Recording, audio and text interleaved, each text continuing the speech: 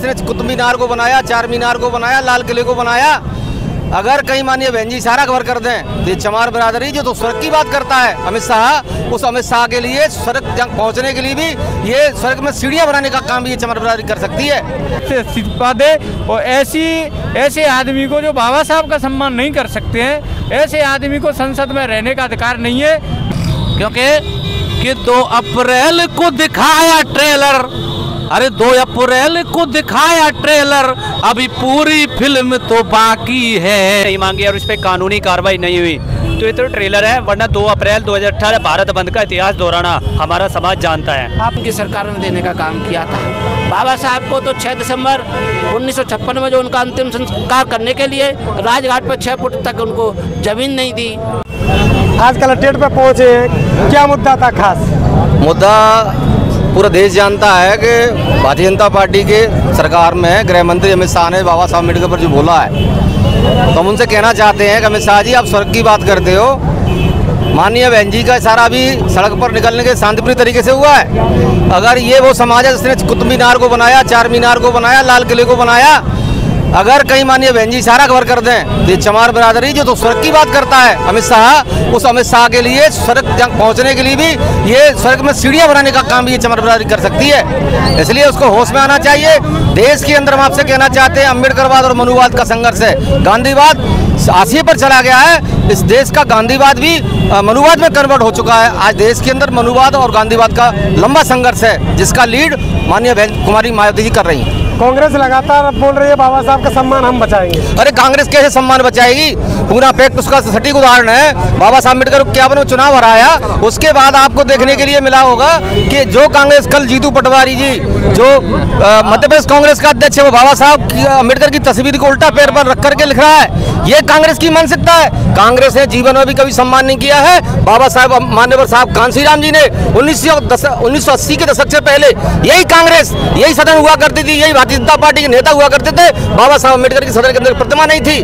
धन्य मान्यवर साहब कांशीराम जी, जिन्होंने 84 में पार्टी बना करके बाबा साहब अम्बेडकर को पुनर्जीवित करने का काम किया। आज देश के अंदर जो कोई सामाजिक संगठन हो, राजनीतिक संगठन हो, जो भी संगठन हो, अगर आज वो जय भीम कॉल उठा करके जय भीम बोल रहा है, वो मान्यवर साहब कांशीराम जी, माननीय बहन जी के संघर्ष का परिणाम है। क्या कहोगे इस टिप्पणी को लेकर? इस टिप्पणी को यही है कि देश के गृह मंत्री अमित शाह का जो बयान दिया गया है, वो समस्त अम्बेडकरवादियों के लिए बहुत आक्रोश का है, निंदा का है। और हम पूरे देश के अंदर बहुजन समाज पार्टी बहन जी के निर्देशन में जो आंदोलन धरना दिया जा रहा है, हमारी मांग है कि वो जल्द से जल्द माफ़ी मांगे और अपने पद से इस्तीफा दे।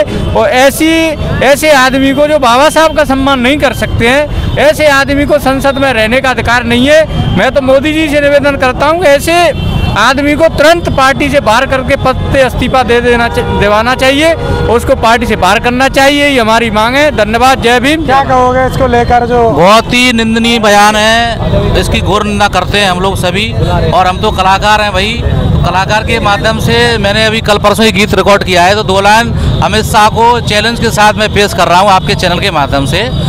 क्योंकि 2 अप्रैल को दिखाया ट्रेलर, अरे 2 अप्रैल को दिखाया ट्रेलर, अभी पूरी फिल्म तो बाकी है। अरे माफी मांग ले, अरे कान खोल के सुन ले, अमित शाह मांग ले जल्दी माफी है। कान खोल के सुन ले, अमित शाह मांग ले जल्दी माफी है। क्योंकि हम गीत के माध्यम से तुम्हें चैलेंज करते हैं और तुमको माफ़ी मांगनी ही पड़ेगी। अब तो आदरणीय बहन जी ने भी आदेश कर दिया है, जो मुख्यालयों पे, जिले के मुख्यालयों पे जो हम लोग जो धरना प्रदर्शन दे रहे हैं, तो इसमें भी उसको जल्दी झुकना पड़ेगा। और इसी के साथ साथ बहुत बड़ा आंदोलन की हम लोग तैयारी करेंगे। और आप लोग हमारा गीत सुनवाया। सभी लोगों से अपील करूंगा कि हमारा YouTube channel AB music Morena पे ये गीत पड़ा हुआ है, तो आप लोग पूरा गीत सुन सकते हैं। और बाडल एक्सप्रेस को भी आप लोग सपोर्ट करें। चलिए बताइए किस प्रकार से आप देख रहे हो इस आंदोलन को? मैं जिला मेरठ का उत्तर प्रदेश का रहने वाला हूँ, नेशनल भीम आर्मी का राष्ट्रीय अध्यक्ष हूँ। ये तो एक छोटा सा ट्रेलर है, और अगर अमित शाह ने माफ़ी नहीं मांगी और इस पर कानूनी कार्रवाई नहीं हुई तो ये तो ट्रेलर है, वरना 2 अप्रैल 2018 भारत बंद का इतिहास दोहराना हमारा समाज जानता है। आपकी भीम आर्मी किसके साथ? हमारी भीम आर्मी आदरणीय बहन जी के साथ है, हमेशा थी, है और रहेगी। कुछ चंद लोगों के पार्टी बनाने से बहन जी पे कोई प्रभाव नहीं पड़ेगा। और ये इतिहास रहा है कि बाबा साहब को जब जब किसी ने अपमान किया है, क्योंकि हमेशा बाबा साहब इनके दामाद रहे हैं ना, तो दामाद हमेशा चुभते हैं, तो इन लोगों को चुभते हैं। अच्छा किया अमित शाह ने अपनी औकात दिखा दी, ये दिखा दे।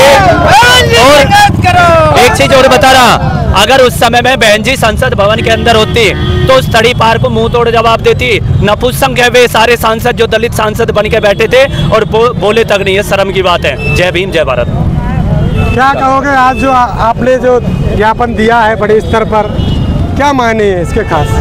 देखिए, पूरे देश में इस बात की चर्चा है, पूरे मीडिया में इस बात की चर्चा है कि जिस प्रकार 18 दिसंबर को सदन में देश की सरकार में गृह मंत्री श्री अमित शाह जी द्वारा जो देश में संविधान के निर्माता करोड़ों दलितों के, आदिवासियों के, पिछड़ों के मसीहा रहबर, उनके भगवान के ऊपर जो आपने टिप्पणी की है वो अशोभनीय, अमर्यादित, असंवैधानिक थी। उसको लेकर सदन से लेकर आज सड़क तक इस देश के करोड़ों अनुयायियों में रोष व्याप्त है, उनमें आक्रोश है और ये आक्रोश धीरे धीरे बढ़ता जा रहा है।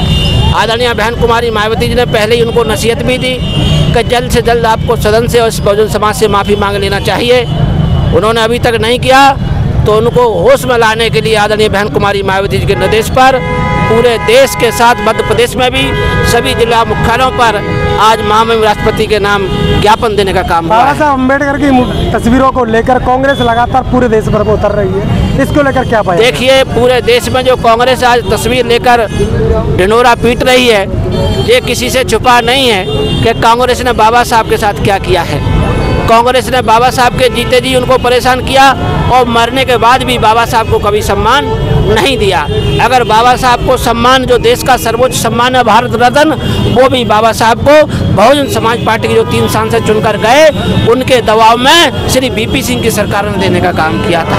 बाबा साहब को तो 6 दिसंबर 1956 में जो उनका अंतिम संस्कार करने के लिए राजघाट पर 6 फुट तक उनको जमीन नहीं दी।